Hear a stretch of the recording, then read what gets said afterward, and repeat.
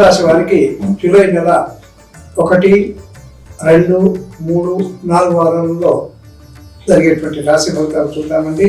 ముందుగా మూల, పూర్వాషాఢ, ఉత్తరాషాఢ 1వ పాదం ధనుసు రాశి అవుతుంది. ఈ మూల నక్షత్రంలో పుట్టినటువంటి వాళ్లకు అహంకారం ఎక్కువ, డాంబికము, దర్పము. కొంతమంది పుట్టినటువంటి ఇంట్లో ఉండకుండా వేరే ఇంటికి దత్తు కానీ ఇల్లరికం కానీ వెళ్ళి అక్కడ భోగభాగ్యాలు అనుభవించేటువంటి అవకాశం మెండుగా ఉంది. ఈ మూల నక్షత్రము శాంతి నక్షత్రము. ఈ 3 పాదాలు కూడా అంత అనానుకూలమైనవి.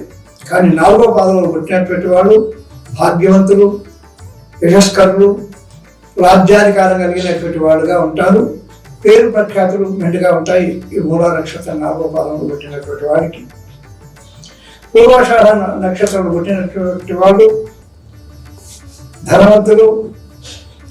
కానీ వీరికి ఒక్కొక్క పర్యాయంలో నేను అనేటువంటి గర్వం బాగా ఉంటుంది. అదేవిధంగా వీరికి భార్య అనుకూలమైనటువంటి భార్య, సత్సంతానం కలిగి ఉంటారు. అదేవిధంగా వీరు భాగ్యవంతులకు అయ్యేటువంటి అవకాశం మెండుగా ఉంటుంది. ఈ నక్షత్రంలో పుట్టినటువంటి వాళ్ళు రుజు ప్రవర్తన కలిగి ఉంటారు. అభిమానము, సుఖాన్ని కాంక్షించే వాళ్ళుగా ఉంటారు. వీరి మొత్తం మీద ఈ పూర్వాషాఢ నక్షత్ర జాతకులు శాంత స్వభావాలని చెప్పవచ్చు. ఇక ఉత్తరాషాఢ నక్షత్రం వారు అందరికీ ఇష్టలుగా ఉండడానికి ప్రయత్నం చేస్తారు. అందరి మన్ననలు పొందేటువంటి అవకాశం మెండుగా ఉంటుంది. మీరు వినయ విధేయతలు కలిగి ఉంటారు. వీరికి స్నేహితులు ఎక్కువగా ఉంటారు. అదేవిధంగా దాన ధర్మాలు కానీ, ఆధ్యాత్మిక కార్యక్రమాలు కానీ, మంచి పనులు కానీ, ఇతరులకు పరోపకారానికి అక్కడికి వచ్చేటువంటి పనులను కూడా చేయడానికి ఆసక్తి కలిగి ఉండడం వీరి లక్షణము ఉత్తరాషాఢ వారికి. ఇక ఈ ధనురాశి వారికి జూలై నెలలో ఏ విధంగా ఉంటుందో తెలుసుకుందాము.